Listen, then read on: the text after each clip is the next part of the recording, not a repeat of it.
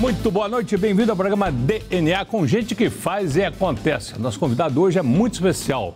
Ele é graduado em Administração de Empresas pela UFMG, com MBA na Universidade de Dallas, nos Estados Unidos, e especialização nas fundações Getúlio Vargas e Dom Cabral. Está à frente da Companhia de Transportes Pesados Minas, a Transpress, empresa especializada em logísticas com sede em Belo Horizonte desde 1995. A Transpress é considerada a melhor empresa do setor logística e transporte do país e uma das 10 mais conceituadas corporações do ramo em todo o mundo. Tem 20 filiais em todo o país e uma administração considerada modelo em recursos humanos e otimização de recursos. Enquanto presidente da empresa, foi eleito o CEO mais admirado do Brasil em 2016, em levantamento feito pela revista Você S.A. Casado há 31 anos, é pai de 5 filhos. Também é pastor e herdou do seu pai o gosto pelo empreendedorismo. Agora aceitou um novo desafio, assumir a presidência do Cruzeiro em meio à maior crise do time mineiro. Estamos recebendo o presidente do Conselho Administrativo da Transpress, Sandro Gonzalez. Boa noite, seja bem-vindo ao DNA, um homem literalmente grande. Vamos situar o meu telespectador aqui. Quantos metros de altura ali? Boa noite, Paulo. 1,97 m. Não, baixou um pouquinho a cadeira dele aqui para ficar no meio dela. Mas veio o quê? Veio no genes aí, no DNA aí? Veio no DNA, com certeza. Do pai? Da mãe, da família da mãe? Da minha mãe, meus primos, meus tios, né? De onde? Eles são de Goiânia, né? Originalmente de Goiânia e uma família muito numerosa, eram 13 irmãos. Minha mãe veio estudar em Viçosa, se formou em Viçosa, depois veio a Belo Horizonte, onde conheceu meu pai. E eu sou belo-horizontino da gema, nascido aqui em Belo Horizonte em 65. Mas tem um espanhol aí também. Meu pai, a origem espanhola, né, na região de Ourense, na Galícia, na cidade de Ourense, na Galícia, no norte da Espanha. Ele veio para o Brasil como um imigrante, né, querendo fazer a vida. A Espanha, naquele momento de guerra civil, muita pobreza, falta de oportunidade, regime militar. Ele atracou aqui no Porto do Rio e por aqui ele ficou. Isso foi nos anos 50, né, quando ele chegou no Brasil. Bacana. Se não grande... A mãe que era grande, você falou que era... A família dela, grande. Sim. Se não grande em tamanho, né, ele veio com a força aí, com a pujança aí da parada. Empreendedor. Né? Isso que você herdou dele? O nosso pai, somos 3 irmãos, né? Ele... dirigiu por 4 anos, Paulo, um caminhão. Ele tinha um sonho de ser motorista de caminhão. Né? E o Brasil, pelo tamanho deles, o tamanho continental da nossa nação, acho que isso é um desafio enorme. Né? Ele comprou um caminhão logo que teve oportunidade, depois de trabalhar alguns anos na feira de frutas, né, e verduras no Rio de Janeiro. Qual cidade nós estamos falando? Nós estamos falando do Rio de Janeiro. Do Rio de Janeiro. Ele originalmente morou alguns anos no Rio. E começou a viajar pelo Brasil. Nessas viagens, ele, em algum momento, ele veio a Belo Horizonte, porque a comunidade espanhola aqui em Belo Horizonte é uma comunidade significativa. Né? Muita gente... de muitas famílias tradicionais, de um ambiente próprio e uma comunidade que se ajudava também, né? Que cooperava um com os outros, sabendo que muitos espanhóis migraram em função de falta de oportunidade de trabalho. Um Navarra aqui. Lá na Espanha. Espanha. Né? Mas e aí? Você então estudou, e aí ele fincou literalmente barraca aqui em Belo Horizonte, por quê, objetivamente? Porque... Eu acho que... inicialmente pela família, né? Quando ele conheceu minha mãe, eles se casaram, aí nós estamos falando já dos anos 60 e poucos, né? E Belo Horizonte, acho que achou também aqui um convívio harmônico com a comunidade espanhola, e amigos que o ajudaram no início da carreira dele. Todo mundo precisa de um empurrão, né, Paulo? E aqui ele começou o seu negócio, a Transpes é de 1966, ou seja, já vamos para 54 anos, né? Esse caminhão que ele comprou multiplicou, assim, como é que engravidou de repente? Como é que foi? Não foi de repente, né? 54 anos não é de repente. Brincadeira, mas lutou muito. Lutou muito trabalho, muita determinação, não é? E a Transpes cresceu demais, né? Nós saímos de uma empresa local para regional, de regional para nacional, e hoje até a América Latina a gente atende. Eu vou voltar só um pouquinho aqui, mas a sua infância, você e mais 4... Eu e 2 irmãos. 2 irmãos. Eu sou mais velho, tenho uma irmã do meio, não é? Estudou aqui? Estudei aqui em Belo Horizonte. Morando na Pampulha, me corrija se eu estou errado. Na Pampulha, exatamente. Nós sempre fomos ali moradores da Pampulha, né? Próximo da orla, ali da lagoa, e ali a gente cresceu. Estudou no Loyola, né? Estudei no Loyola. Com os irmãos também? Não, meus irmãos, eu sou o mais velho, logo depois abriu um outro colégio ali na Pampulha e eles foram, por uma questão de mobilidade, era mais próximo, estudar lá na Pampulha, e eu ficava aqui na Avenida do Contorno. Aí formou administração? Formei administração na UFMG. Mas depois foi para Dallas? Depois fui para Dallas, tive uma oportunidade de morar fora, e já estava casado, já tinha 3 filhos, né? Isso com quantos anos? Não, casei cedo, casei com 20 e poucos anos. Fui para Dallas em 94, se eu não estou enganado, 95. E foi uma experiência boa, foi uma experiência que você trouxe de lá na bagagem, aí no seu diário de bordo, da bagagem? Eu costumo dizer que, não sei se você conhece o Texas, mas o texano ele tem mania de grandeza, né? Tudo dele é maior. É a maior carro, é a maior caminhonete, é a maior montanha-russa. Tudo que você vê no Texas é maior do que... A sua altura, literalmente. E eu acho que muito me impressionou esse tempo que eu fiquei lá em Dallas. E é uma cidade muito bonita, não é? Apesar de ser um clima de deserto, é exatamente essa postura deles, assim, de engrandecimento, a possibilidade de crescimento, né? E além de toda a parte acadêmica e conceitual e de relacionamento, quando voltei, né, voltamos assim nessa proposta, poxa, a Transpes pode crescer, né? Eu acho que a gente pode ir para outras cidades, para outros ramos de atuação, né? E foi um trabalho muito persistente. Né, e aí você entrou com força total, e você sozinho, os irmãos também? Não, os meus irmãos, no seu devido tempo, sempre... acho que a nossa geração, né, a minha geração dos meus irmãos, diferentemente dessa geração atual, não é questão de certo ou errado, é questão do cunho geracional mesmo. A gente não tinha outra opção, né, Paulo? A gente fazia 18 anos de idade, o pai falava assim, ó, vem me ajudar aqui porque eu preciso de você, né? E meus irmãos igualmente, ou seja, eu sou o mais velho e logo depois a minha irmã Tássia e o meu irmão Alfonso, até antes dos 18 anos, eles também foram para a Transpes, né? E o que ajudou muito a Transpes, o crescimento da Transpes, é exatamente a complementaridade das nossas competências, né? E cada um ajudando o outro, a gente conseguiu... Dentro da sua expertise. Dentro da sua expertise. Meu irmão muito técnico, muito conhecedor da questão de engenharia, questão técnica, né, operacional. A minha irmã muito ligada à questão de RH, à questão de qualidade, à questão de segurança, a desenvolvimento de processos dentro da empresa.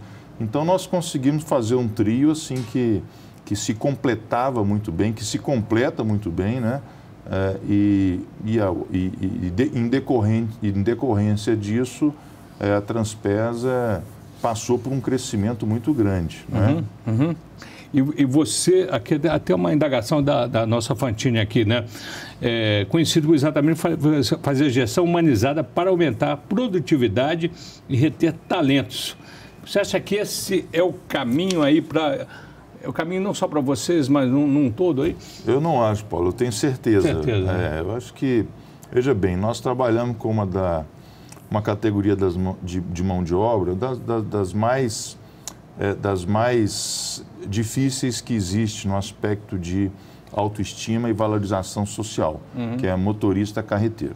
Se eu perguntar para você ou para o seu telespectador hoje, o que você acha de um motorista de carreta, possivelmente você vai se lembrar da greve de caminhoneiros que existiu há 2 anos atrás, possivelmente você vai atrelar essa categoria a acidente nas estradas, a uma categoria que às vezes trabalha além da sua jornada, que promove uma série de situações que acabam fazendo com que eles desenvolvam socialmente uma autoestima muito baixa, né? Uhum.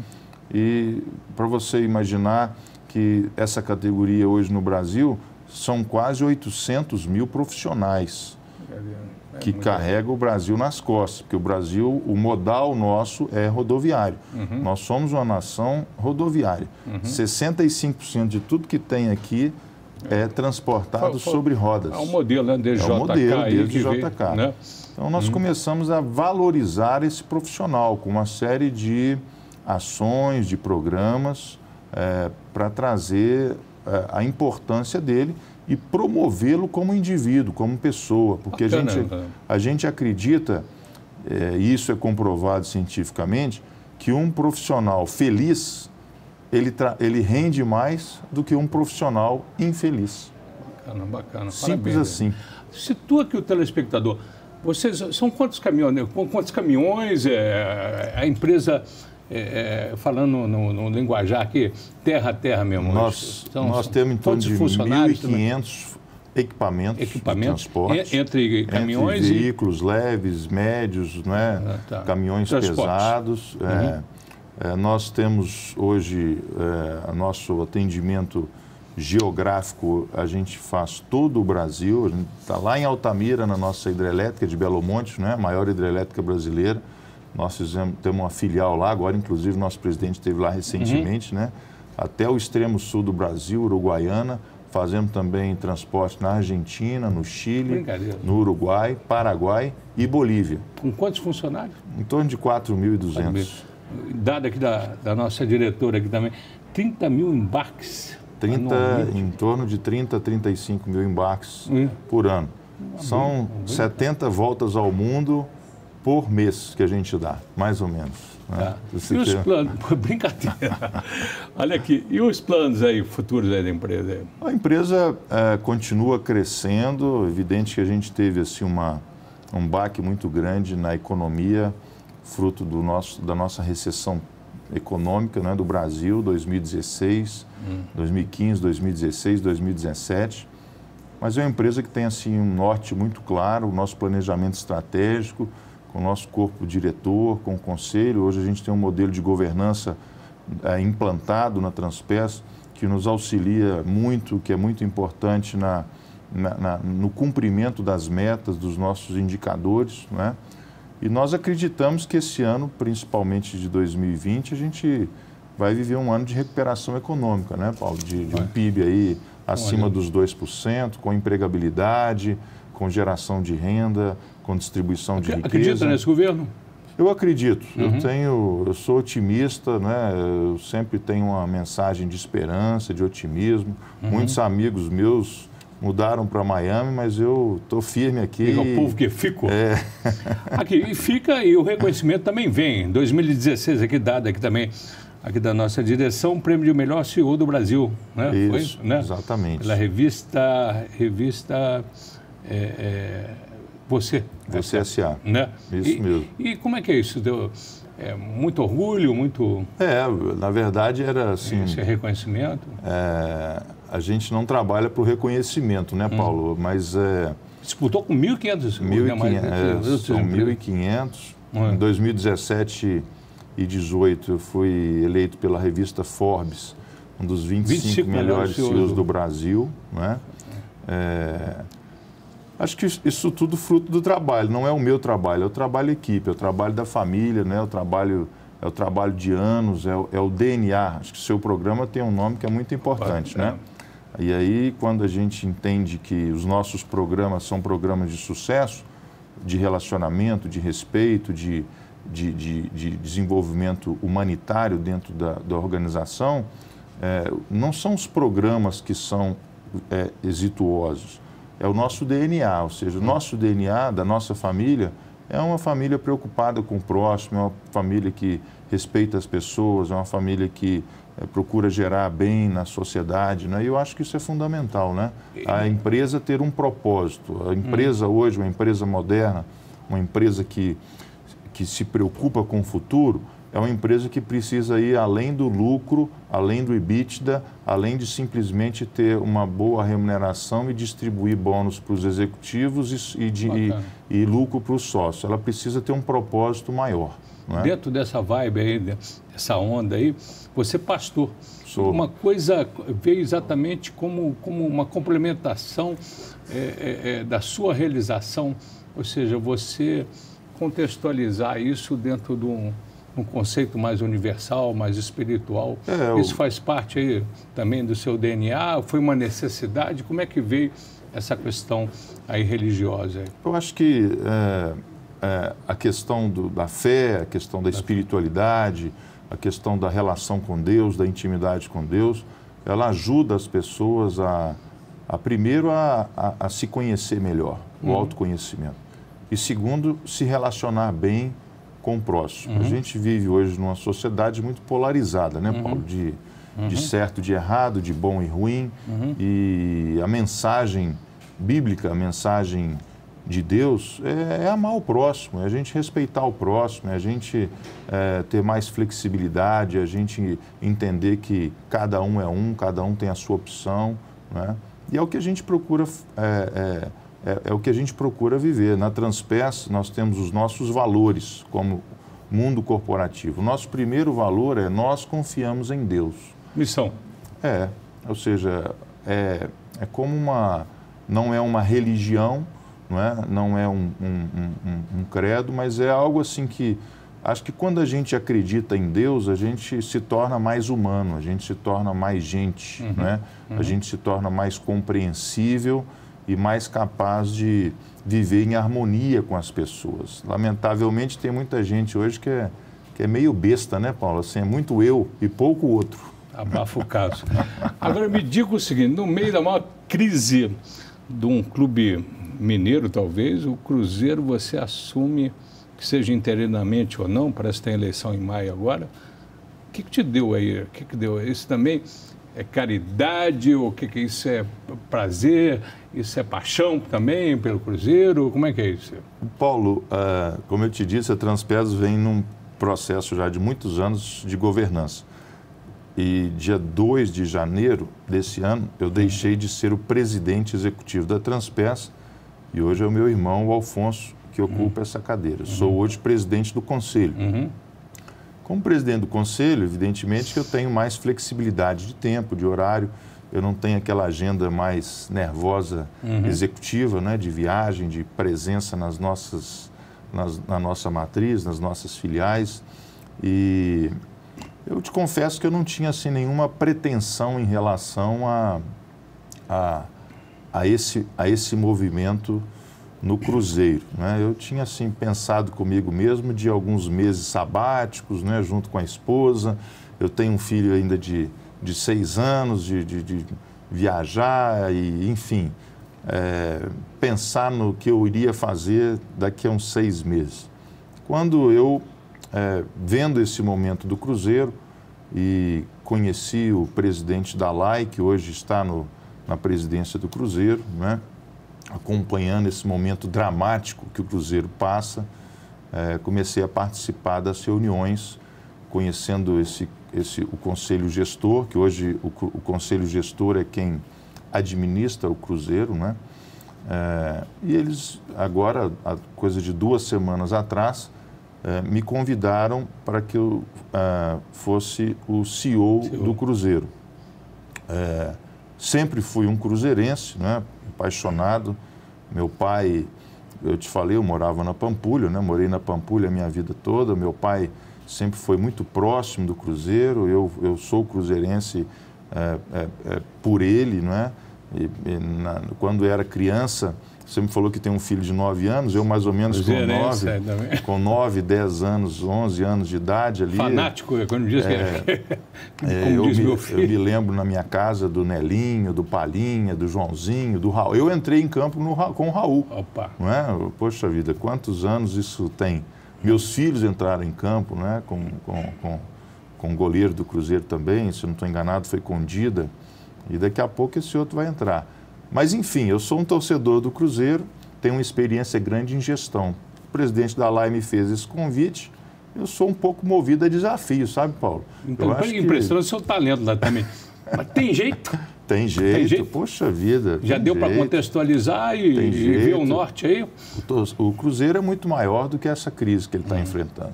A marca é muito forte, né? A marca é muito forte, são mais de 9 milhões de torcedores.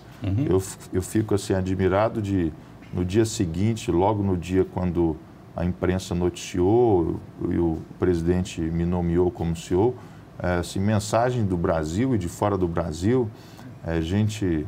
né, me desejando sorte, gente parabenizando. Ou seja, o Cruzeiro é uma marca mundial, né, que extrapolou Minas.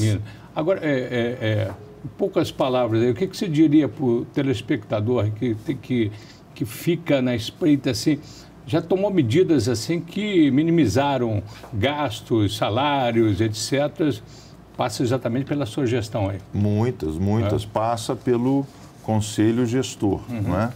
E o Conselho Gestor é um grupo muito sério, comandado pelo presidente da LAI, né? Nomes assim de profissionais que estão lá dentro, pessoas com muita experiência e todos nós dispostos a viver essa palavra que é o momento do Cruzeiro, reconstrução.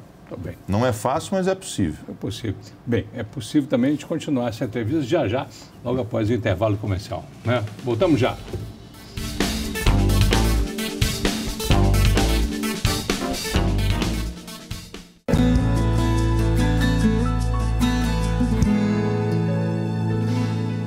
A gente volta com o programa DNA, que literalmente hoje tem um homem grande, o Sandro Gonzalez, essa grande figura, com vários desafios. Contou aqui no primeiro bloco toda a trajetória, não só do seu DNA, mas como também da Transpress, empresa que você hoje é presidente do conselho. E CEO hoje, até quando a gente vai saber depois, do Cruzeiro, um desafio que você dissertou aqui com muita propriedade. Vamos falar um pouquinho agora, aí num ping-pong, falar da família, abrindo aqui com uma fotografia que a Fantini vai editar aqui pra gente, aqui no quadro aqui. Família literalmente grande. É 1,97 m, para quem pegou o programa agora. 97, tô certo? 1,97 m. Todo mundo grande ali, ó. Nossa, você veja lá, o Lucas da direita, né? O meu filho. O Lucas é o filho. Um pouco mais alto que eu. Né? Um pouquinho mais alto. Federal, né? Pelo Partido Novo. 2 e 3. O Daniel, que está ao meu lado, ele é exatamente da minha altura, também 1,97 m. Vocês fazem uma aferição em casa. Faz uma aferição em casa, uma guerra particular ali, né? Depois eu tenho o André, que está ao lado da minha esposa, Kátia, né? E do lado de lá o Sandro, meu xará. E, Paulo, a gente tem um caso engraçado na família, que a minha esposa, já ligada 16 anos depois do André, que era o nosso filho caçula, ela engravidou. E aí nasceu o Rafael, que é o pequenininho ali. Ó. Cruzeirense? Cruzeirense Todo também. Mundo é cruzeirense? Todo mundo é cruzeirense. Né? Então são 5 filhos homens, né? E eu já sou neto, né? Porque o Lucas tem um filho, então eu já sou avô. Né? Pô, parabéns aí. E essa trajetória aí, como é que é? Essa família unida aí, como é que é? Viagem unida também? Como é que é? A gente... Da Pampulha ali, para quem situou, como é que é? A gente procura, o Lucas é casado, o Daniel é casado e o Sandro é casado. Tem 3 filhos já casados e os outros 2 dentro de casa, que é o André e o Rafael. A gente procura sempre, pelo menos 3 ou 4 vezes por ano, viajar com a família toda. Todinho? Com as noras, né? Alguma predileção? Assim, alguma cidade, país? A gente gosta muito aqui, próximo, Escarpas do Lago. A gente gosta muito do litoral, das praias do brasileiro, né? Bahia, Rio de Janeiro. Você é paizão, né? A gente faz uma votação em casa ali, vamos para a praia, vamos para a montanha, vamos para onde, aí a gente... E em casa lá, na hora que não tem atividade, o que é? Rola o quê? A gente joga um tênis, joga uma bola, faz um churrasco. Você joga um futebol? Pouco, né? Pouco. Pratica algum esporte? Eu prefiro mais o tênis. Eu sempre fui, por morar na Pampulha, ser sócio do PIC, né? O PIC sempre foi tradicionalmente um clube de tenistas, né? Então, meus filhos todos jogam tênis. Acho que é gostoso. Tênis é gostoso. Né? Bacana. E um sonho, assim, tem alguma coisa a alcançar ainda que você almeja, assim, pessoalmente, independente da empresa?